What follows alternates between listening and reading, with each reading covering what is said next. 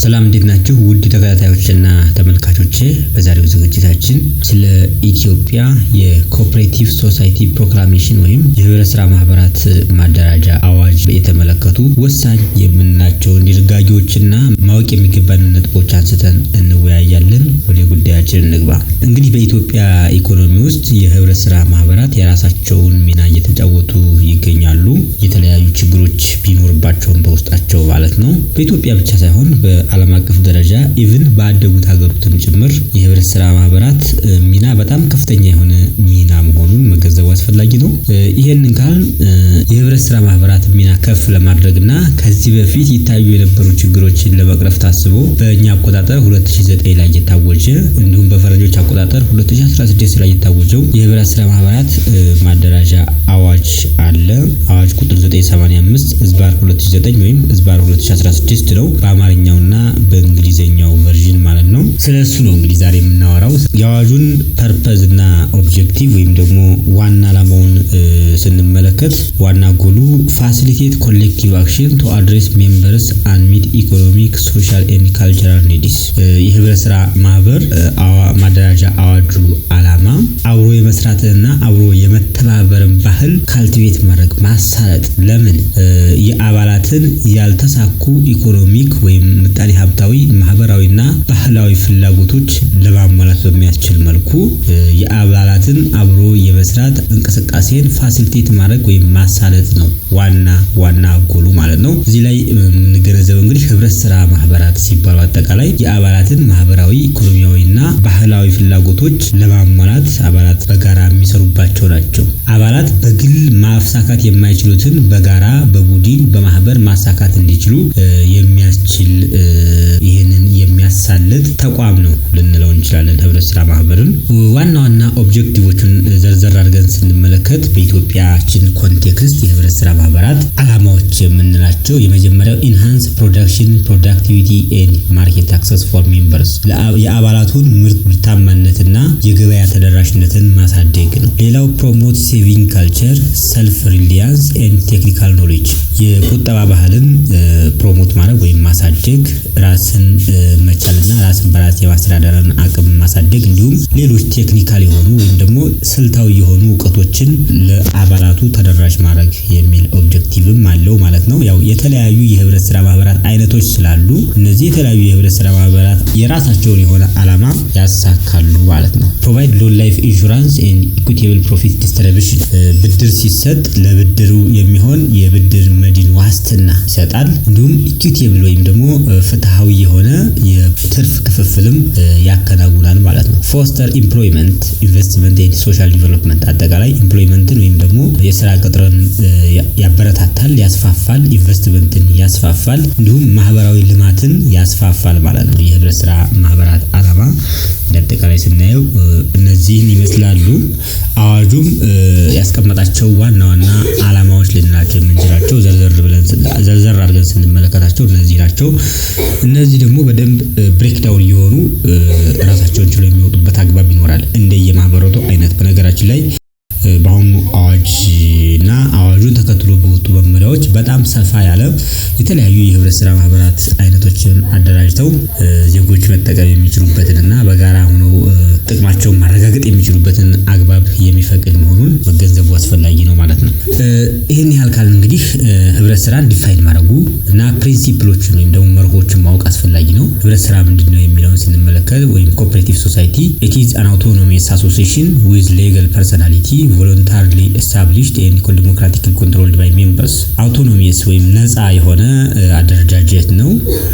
የራሱ የሆነ ህጋዊ እውቅና ያለው ወይም ሌጋል ፐርሰናሊቲ ያለው በፈቃደኝነት አባላቱ የሚያቋቁሙትና እንግዲህ በሆነ መንገድ የሚያስተዳድሩት የሚቆጣጠሩት ተቋም ወይም ኢንተርፕራይዝ ነው ልንለው እንችላለን ህብረት ስራ ማህበርን። እንግዲህ ህብረት ስራ ማህበራት የሚከተሏቸው መሰረታዊ የሆኑ ጋይዲንግ ፕሪንሲፕልስ አሉ። መመሪያ ሆነው የሚያገለግሉ መርሆች አሏቸው።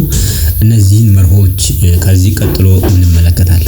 የመጀመሪያው የህብረት ስራ ማህበራት ፕሪንሲፕል ቮለንታሪ ኤንድ ኦፕን ሜምበርሺፕ ዊዛውት ዲስክሪሚኔሽን፣ ያለምንም አድሏዊነት ማንኛውም አባል በፈቃደኝነት የሚቀላቀለውና ለሁሉም ሰው ክፍት የሆነ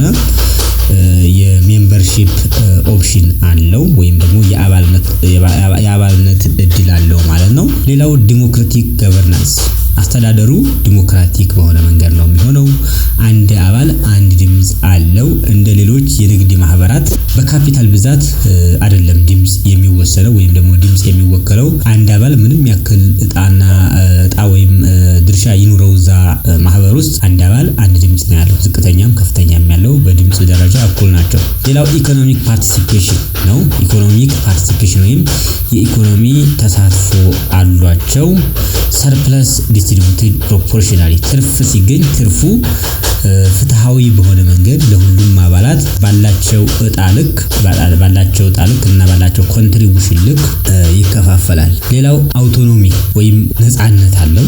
ነፃነት ማንኛውም ሰው ነፃ ሆኖ መውጣት መግባት ይችላል እንደ ፍላጎቱ ማለት ነው። ኤዱኬሽን አለ፣ ትምህርት ይሰጣል። ኤንድ ኮርፖሬሽን አመን ኮኦፐሬቲቭስ እንዲሁም የህብረት ስራ ማህበራት እርስ በርሳቸውም ይተባበራሉ፣ ኮኦፐሬት ያደርጋሉ፣ ይማማራሉ ማለት ነው። ኮር ቫልዩ የምንላቸው የህብረት ስራ ማህበራት ኮር ቫልዩዎች አሉ። እነዚህም ሰልፍ ሄልፕ ራስን በራስ ማገዝ፣ ኢኩዊቲ ወይም ፍትሃዊነት፣ ሶሊዳሪቲ አንድነት፣ ሆነስቲ ሀቀኝነት እና ሶሻል ሪስፖንሲቢሊቲ ወይም ማህበራዊ ኃላፊነት የሚሉት እንደ ኮር ቫልዩስ ወይም ደግሞ መሰረታዊ የሆኑ እሴቶች ናቸው ማለት ነው። እሴቶች ማዕከላዊ እሴቶች ወይም ደግሞ የማዕዘኑ እሴቶች እንበላቸው አይዶን ነው አገላለጹ ትንሽ ወደ አማርኛው ለመመለስ ተቸግሬያለሁኝ። ብቻ እነዚህ መሰረታዊ የሆኑ ቫልዩዎች ናቸው ወይም እሴቶች ናቸው ማለት ነው፣ የህብረት ስራ እሴቶች። ሌላው ፎርሜሽንና ስትራክቸርን ወይም ደግሞ የህብረት ስራ ማህበራት አመሰራረትና አወቃቀራቸው ምን ይመስላል የሚለውን ስንመለከት የህብረት ስራ ማህበራትን ካወቃቀር አንፃር የመጀመሪያ ደረጃ ወይም ፕሪማሪ ወይም መሰረታዊ የምንላቸው መሰረታዊ የህብረት ስራ ማህበራት ይባላሉ። ከዛ አለፍ ብለን መሰረታዊ የህብረት ስራ ማህበራት ተሰባስበው የሚያቋቁሙት ዩኒየን አለ። ከዛም አለፍ ስንል ዩኒየኖች ተሰባስበው የሚያቋቁሙት ፌዴሬሽን የሚባል የህብረት ስራ ማህበራት ያወቃቀር ስትራክቸር አለ ማለት። ፕሪማሪ ኮኦፐሬቲቭስ ወይም ደግሞ መሰረታዊ የህብረት ስራ ማህበራት የምንላቸው 50 እና ከዚያ በላይ የሆኑ ግለሰቦች የሚያቋቁሙት የህብረት ስራ ማህበር ነው። በግለሰቦች ደረጃ ነው የሚቋቋመው። እዚህ ላይ በአዲሱ አዋጅ 50 ሰዎች እና ከዚያ በላይ ይላል፣ በፌዴራል ደረጃ የወጣው አዋጅ ማለት ነው። ነገር ግን ክልል መንግስታት ከ50 ባነሰ አባላት የህብረት ስራ ማህበራትን እንዳቋቁሙ የተፈቀደበትም አግባብ አለ። ነገር ግን በጣም በዝቅተኛ ደረጃ ቢያንስ 10 ሰው የግድ ሊያስፈልግ ይችላል። ከ10 ሰው ማነስ የለበትም ሲቋቋም ማለት ነው። በፌዴራል ደረጃ ግን 50 ሰዎች ናቸው አንድ የኮኦፐሬቲቭ ወይም ደግሞ የህብረት ስራ ማህበር ማቋቋም አለባቸው ብሎ ያስቀመጠው። እንግዲህ ያው እኛ ሀገር ከመንግስታት ብዛት የተነሳ የተለያዩ ህጎች ስላሉ የክልል መንግስታት ከ50 ባነሰም አባላት ብዛት የህብረት ስራ ማህበራትን እንዳቋቁሙ የተፈቀደበት አግባብ አለ ማለት ነው። እንግዲህ ያ እንደ ክልሉ ነባራዊ ሁኔታ የሚወሰን ይሆናል። ዩኒየን 2 እና ከዚያ በላይ የሆኑ መሰረታዊ የህብረት ስራ ማህበራት ወይም ፕሪማሪ ኮኦፐሬቲቭስ ያቋቁሙታል። ፌዴሬሽንን ስንመለከት it is formed by less than or equal to 2 unions from nationwide coordination በአገር አቀፍ ደረጃ ነው ፌዴሬሽን የሚቋቋመው። 2 እና ከዚያ በላይ የሆኑ ዩኒየኖች ፌዴሬሽንን ሊያቋቁሙ ይችላሉ ማለት ነው። በአደረጃጀት ደረጃ ይሄን ይመስላል። የህብረት ስራ ማህበራት እንግዲህ ያው ሬጂስተር ሲደረጉ ነው ህጋዊ እውቅና አግኝተው እንደ ማህበር ሊንቀሳቀሱ የሚችሉት። ሬጂስትሬሽን ወይም ደግሞ ምዝገባ ማንዳቶሪ ወይም አስፈላጊ ነው። በሚመለከተውና አግባብ ባለው ባለስልጣን ይመዘገባል። በፌዴራል ወይም በክልል ደረጃ ሊመዘገብ ይችላል ማለት ነው። የህብረት ስራ ማህበራትን ለማስመዝገብና ህጋዊ እውቅና ለማስገኘት ባይሎ ወይም የራሳቸው የሆነ የመተዳደሪያ ደንብ ያስፈልጋቸዋል። የማኔጅመንት ኮሚቴ ዲቴል ወይም ደግሞ ዝርዝር ያስፈልጋል። ማኔጅመንት ኮሚቴ ማለት የስራ አመራር ኮሚቴ የሚባለው ማለት ነው። ሌላው አክሽን ፕላን ወይም ደግሞ እቅድ ያስፈልጋቸዋል። የፊዚቢሊቲ ስተዲ ወይም የአዋጭነት ጥናት ለመመስረት የአዋጭነት ጥናትም ሊኖራቸው ይገባል። እነዚህ ነገሮች አሟልተው ነው የህብረት ስራ ማህበራት ወደ ህልውና የሚመጡት ወይም የሚቋቋሙት ማለት ነው። አይነቶቹን ወይም ታይፕስ ኦፍ ኮኦፐሬቲቭ ስንመለከት በጣም ብዙ የኮኦፐሬቲቭ አይነቶች ወይም የህብረት ስራ ማህበር አይነቶች አሉ። በተለይ በዚህ በአዲሱ አዋጅ ተከትሎ የወጣ አንድ የአደረጃጀት መመሪያ አለ። እዛ የህብረት ስራ ማህበራት ማህበራት የአደረጃጀት መመሪያ በጣም በርከት ያሉ የኮኦፕሬቲቭ አይነቶችን ማቋቋም እንደሚቻል የፈቀደበታል። ይህም አሁን የምናወራው በፌዴራል መንግስት ደረጃ በወጣው መመሪያ ነው ማለት። ከነዚህ ውስጥ መልቲ ፐርፐዝ ኮኦፕሬቲቭ የምንላቸው ወይም ደግሞ ሁለገብ የሚባሉት ብዙ ጊዜ በገጠር አካባቢ ማዳበሪያን፣ ሸቀጣሸቀጦችን እንዲሁም ዘርን ለአርሶ አደሩ የሚያቀርቡ የአርሶ አደሮች የህብረት ስራ ማህበራት ናቸው ማለት ነው። እነዚህ መልቲ ፐርፐዞች የአርሶ አደሩን ምርትም ተቀብለው እንደገና መልሰው ወደ ግብይትም ይገባሉ። በግብዓት አቅርቦትና በምርት ግብይት ላይ የሚሳተፉ ናቸው ማለት ነው። ሌሎች ደግሞ ስፔሻላይዝድ የሆኑ እንደ ገንዘብ ቁጠባና ብድር ህብረት ስራ ማህበር፣ እንደ ወተት እና የወተት ተዋጽኦ ምርት ህብረት ስራ ማህበር የሚባሉ በጣም ብዙ ስፔሻላይዝድ የሆኑ ወይም ደግሞ በልዩ ዘርፍ የተሰማሩ የህብረት ስራ ማህበራትም እንዳሉ መገንዘብ ያስፈልጋል። በዚህ ዙሪያ ታይፕስ ኦፍ ኮኦፕሬቲቭስ የሚለውን ራሱን አስችዬ በቀጣይ ሌላ ቪዲዮ የምሰራላችሁ ይሆናል። ይህንን ዘርዘር አድርጎ ማስረዳቱ አስፈላጊ ስለሆነ ማለት ነው። ሜምበርሺፕ ወይም ደግሞ አባልነትን ስንመለከት ለሜምበርሺፕ ወይም ለአባልነት ብቁ የሚያደርግ መስፈርቶች አሉ። ማንኛውም ሰው ዝም ብሎ አይገባም። ያው ኦፕን ናቸው ወይም ደግሞ ለሁሉም ሰው ክፍት ናቸው ቢባልም በተወሰነ ደረጃ መስፈርቶች አሉ። የመጀመሪያው ኢንዲቪጁዋልስ ግሬተር ዛን ኦር ኢኳል ቱ 18 years old 18 ዓመትና ከዚያ በላይ መሆን አለበት። የአንድ ግለሰብ የህብረት ስራ ማህበራት አባል ሆኖ ለመመዝገብ ወይም ደግሞ የህብረት ስራ ማህበራትን ለማደራጀት 18 ዓመትና ከዚያ በላይ መሆን አለበት። ኢንቲቲዎች ከሆኑ ወይም ደግሞ ድርጅቶች ከሆኑ ህጋዊ እውቅና ያስፈልጋቸዋል። ያ ማለት እንግዲህ ያው እነዚህ በእንትን ደረጃ የሚቋቋሙትን ለማቋቋም ማለት ነው።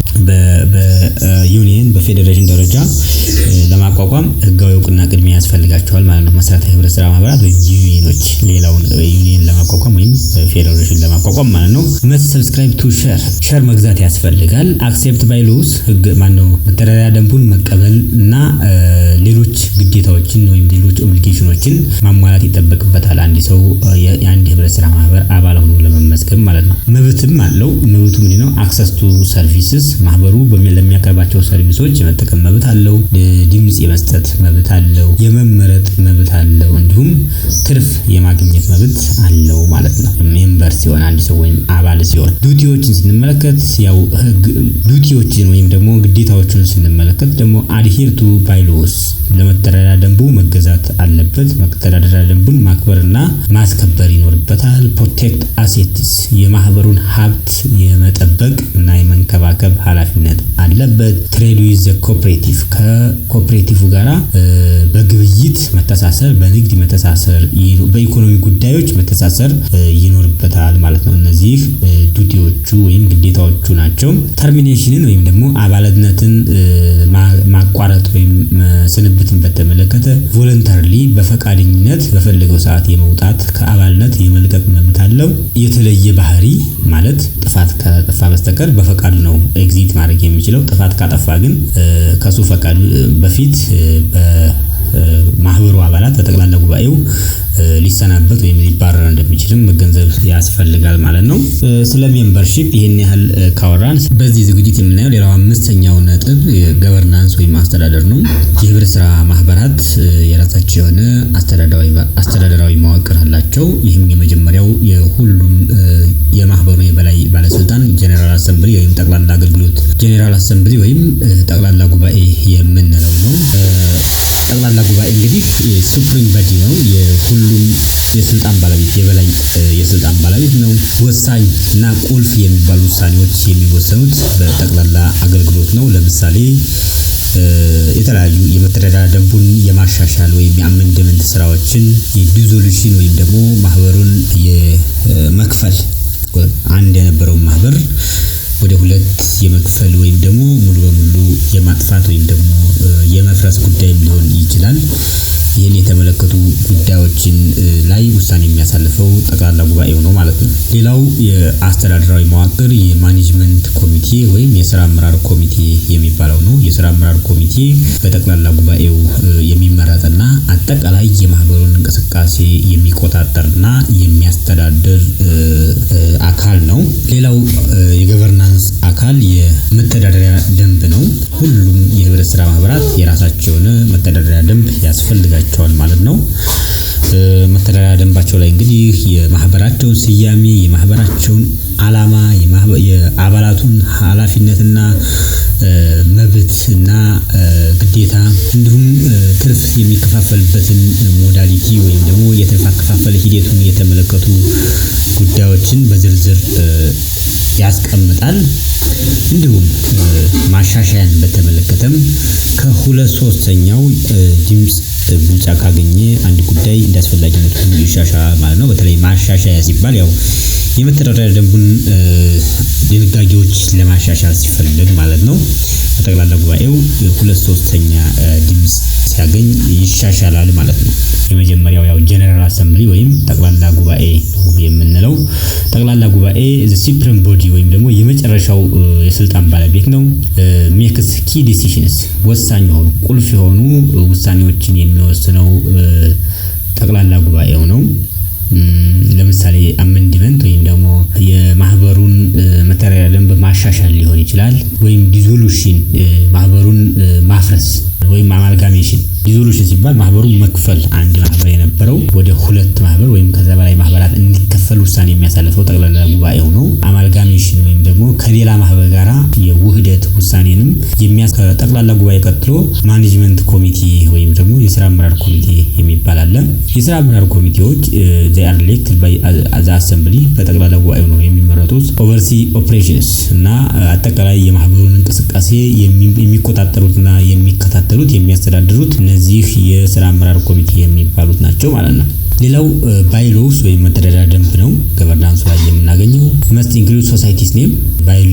ባይሉ እንግዲህ የማህበሩን ስም፣ የማህበሩን ዓላማዎች፣ የአባላትን መብትና ግዴታዎች፣ ትርፍ የሚከፋፈልበትን አሰራር፣ ሌሎች የማሻሻያ ጉዳዮች ሲኖሩም ከ2/3 የማህበሩ አባላት ሲገኙ ማሻሻል ይቻላል ማለት ነው። እነዚህን ይመስላል እንግዲህ ገቨርናንሱን በተመለከተ። እነዚህን ካነሳን በቂ ነው። በቀጣይ በሌላ ዝግጅት እንዳስፈላጊነቱ በዝርዝር እንመጣበታል ማለት ነው። ሌላው ፋይናንሻል ፕሮቪዥን ወይም ደግሞ የፋይናንስ ወይም የገንዘብ ምንጮችን በተመለከተ የህብረት ስራ ማህበራት ያው ካፒታል ይኖራቸዋል። ካፒታላቸውን የሚያገኙት ለአባላቶቻቸው ከሚሸጡት ሼር ነው ማለት ነው። ከዛ በዘለለ ካፒታል በየአመቱ ትርፍ ሲያገኙ ከትርፍ ላይ የሚያስቀምጡት ሪዘርቭ ወይም የመጠባበቂያ ገንዘብ ይኖራቸዋል። በእርዳታ እና በኢንቨስትመንትም ሊያገኙት የሚችሉት ተጨማሪ የካፒታል ምንጭ ሊኖራቸው ይችላል ማለት ነው። ካፒታል ሪኳየርመንቱን በተመለከተ እንግዲህ ኢኒሻል ካፒታል ወይም የመነሻ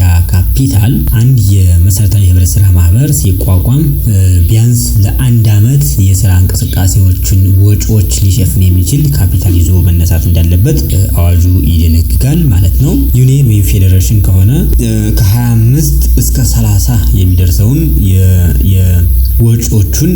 ወጪዎቹን በአመቱ የሚያስፈልጉትን ከ25 እስከ 30% የሚደርሰውን ወጪዎች ከአባላቱ ይዞ ሊቋቋም ይችላል ወይም መቋቋም አለበት ማለት ነው። ፕሮፊት ዲስትሪቢዩሽን ወይም ደግሞ የትርፍ ክፍፍልን በተመለከተ ከተገኘው የተጣራ ትርፍ ላይ የመጠባበቂያ ገንዘቡን ቀንሰው ካስቀመጡ በኋላ ለተለያዩ ዓላማዎች ለመጠባበቂያ ከዛም ውጭ በመተዳደሪያ ደንቡ መሰረት መቀነስ የሚገባውን ቀንሰው ከዛ የሚተርፈውን ፕሮፖርሽናሊ ወይም ደግሞ ፍትሃዊ በሆነ መንገድ ሁሉም አባላት ባላቸው የድርሻ መጠን ልክ እና ባላቸው የቆይታ ጊዜ ልክ ይከፋፈላሉ ማለት ነው። ክቡራንና ክቡራት የዛሬው ዝግጅታችን ይህንን ይመስል ነበር። በቀጣይ በሌላ ዝግጅት እስከምንገናኝ ድረስ ሁላችሁም በያላችሁበት ቸር ሰንብቱ።